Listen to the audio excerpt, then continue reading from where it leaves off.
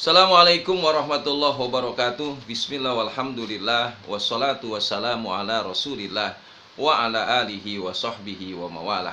Nawaitu ta'aluma wa ta'lim wa tuzakira wa tazkir wa naf'a wal intifa'a wal ifadata wal istifadah wal hassa ala tamasuki bi kitabillahi wa sunnati rasulih. Apa kabar anak-anakku sekalian, siswa dan siswi MTS Nurul Falah di kelas 8? Tentunya situasi seperti ini saya berharap kalian tetap semangat dan tentunya memelihara kesemangatan ini menjadi penting. Kurangi bermain dan tentunya jangan terlalu banyak keluar rumah, dan fokuskan kita untuk senantiasa mengasah prestasi kita, mengasah kemampuan kita, dan tentunya untuk masa depan yang lebih baik lagi. Man jadda wajada, siapa yang bersungguh-sungguh pasti dapat. Anak-anakku sekalian, siswa dan siswi MTS Nurul Falah yang tentunya yang saya cintai, yang berbahagia, kita lanjutkan pembahasan kita di pagi hari menjelang siang ini, karena ini adalah pelajaran materi ketiga di hari Selasa, di di hari yang ceria. Mudah-mudahan suasana kita hari ini ceria sesuai dengan kesemangatan kita yang ada di dalam diri kita. Pembahasan kita kali ini tentang pementasan pantomim. Kalian mungkin pernah dengar istilah pantomim ya. Pantomim itu adalah pertunjukan teater. Jadi pantomim juga termasuk kategori pertunjukan teater. Tetapi dia menampilkan gambaran suatu objek atau benda tanpa menggunakan kata-kata. Tuh, bedanya dengan teater. Kalau teater itu mimik, kata-kata keluar, intonasi, gerak, antagonis, protagonis itu keluar, melibatkan banyak hal. Tapi kalau pantomim adalah pementasan teater yang tanpa menggunakan kata-kata. Tetapi pantomim itu adalah menggunakan gerak tubuh dan mimik wajah sebagai alat atau media untuk menampilkan cerita yang akan disampaikan. Nah, gerak tubuh dan wajah pantomim ini menggambarkan perasaan dan suasana hati ya. Dari siapa? Dari pemainnya ya, sehingga dapat dinikmati oleh penonton alur ceritanya. Nah, kita perlu ketahui anak-anakku sekalian yang berbahagia, istilah pantomim ini dari bahasa mana sih gitu ya. Nah, istilah pantomim berasal dari bahasa Yunani. Artinya apa? Artinya adalah serba isyarat. Karena teater yang menggunakan tanpa menggunakan kata-kata, hanya menunjukkan gerak dan mimik saja, itulah isyarat. Sehingga siapa penikmat atau penonton berusaha menafsirkan maksud dari apa yang disampaikan oleh aktor pemain pantomim itu, atau disebut namanya istilahnya pantomimer ya. Ya, seperti misalnya dulu ada tokoh pantomimer yang terkenal di Indonesia, mungkin sampai sekarang ya masih terkenal, menjadi legend, Septian Dwi Cahyo ya. Nah, itu dia terkenal ya. Nah, istilah pantomim ini berasal dari bahasa Yunani ya, tadi saya katakan. Nah, kemudian pertunjukan pantomim yang dikenalkan sampai sekarang ini ya, itu adalah sebuah pertunjukan, sekali lagi, tidak menggunakan kata-kata atau tidak menggunakan bahasa verbal.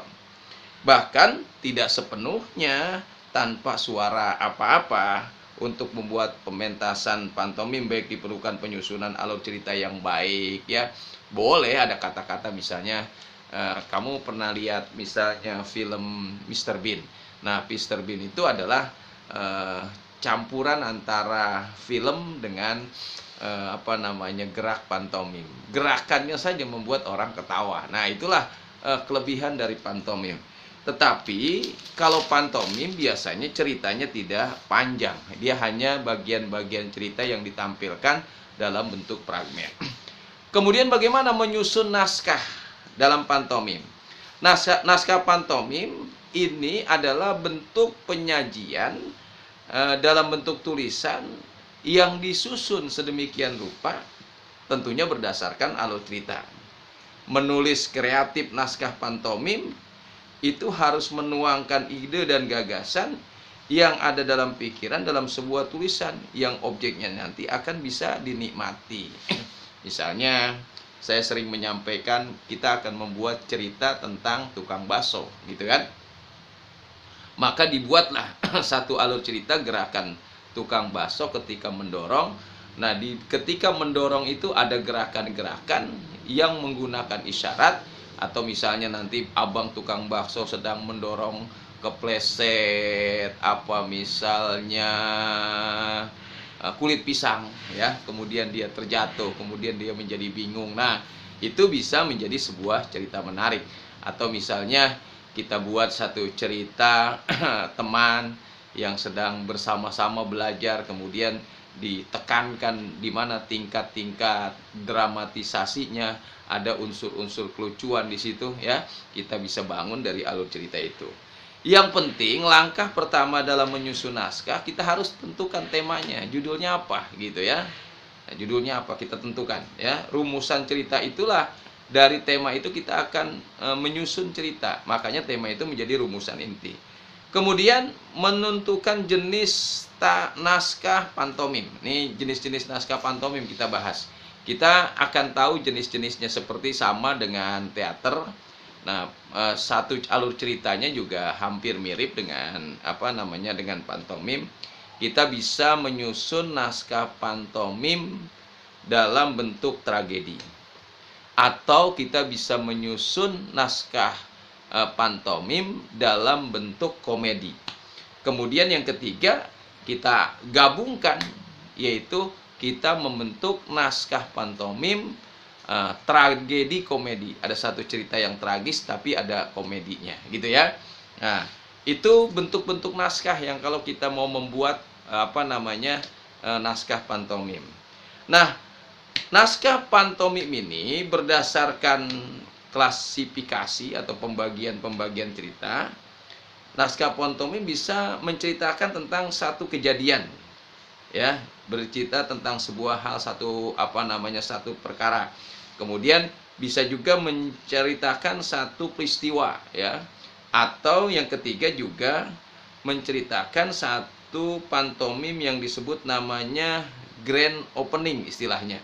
Nah, itu biasanya kalau grand opening itu, naskah ini biasanya berisi tentang adegan-adegan yang tujuannya untuk mengumumkan pembukaan resmi lokasi satu baru dengan kegiatan baru. Memang kalau saya ceritakan dalam hal seperti ini, kamu belum agak terbayang, tapi tentunya sekarang banyak kemudahan. Silahkan kamu buka di link YouTube saja. Nanti bagaimana sih yang disebut dengan pantomim? Tinggal ketik pantomim, maka akan muncul cerita-cerita pantomim supaya lebih jelas. Dan itu saya minta perhatikan ya.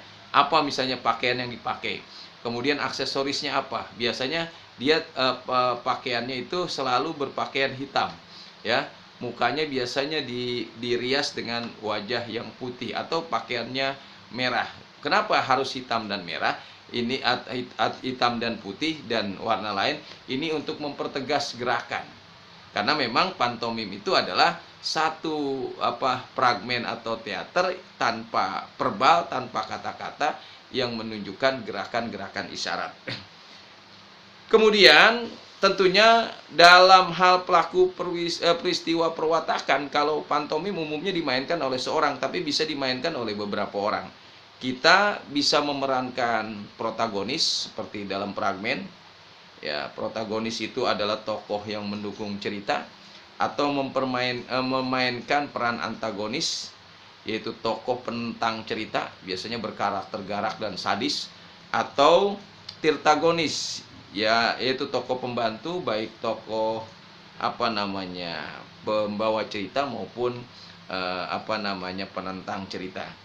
Nah, berdasarkan lakonnya tentunya dalam teater ini ada peran sentral, ada tokoh sentral, ada pembantu, medium, dan lain sebagainya. Nah, ini adalah hal-hal yang perlu kita perhatikan bersama ketika kita akan menyusun naskah pantomim.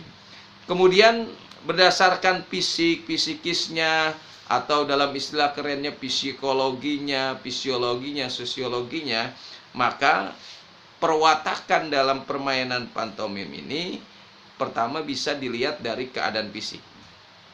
Misalnya tentang umur, jenis kelamin, ciri-ciri tubuh ya, cacat jasmani atau tidak itu harus dilihat. Kemudian keadaan psikisnya. Tokoh meliputi watak, misalnya kegemaran, mentalitasnya, standar molarnya sampai segitunya ya dipilihnya. Kemudian keadaan sosialnya bagaimana, jabatan, pekerjaan dan lain sebagainya. Nah, ini menjadi penting untuk dilatih dalam hal gerakan-gerakan. Cuma saya harapkan ini adalah sekali lagi sebagai pembuka, penghantar wawasan kita. Oleh karena itu saya minta kepada kalian coba nanti di luar waktu pelajaran ini buka di link YouTube tentang pantomim. Itu banyak sekali tampilan-tampilan tentang pantomim dan kalian bisa amati. Untuk itu pertanyaan kita kali ini kepada siswa-siswi yang saya cintai di kelas 8, pertanyaannya apa yang dimaksud dengan pantomim? Kedua, sebutkan penokohan-penokohan dalam hal pantomim.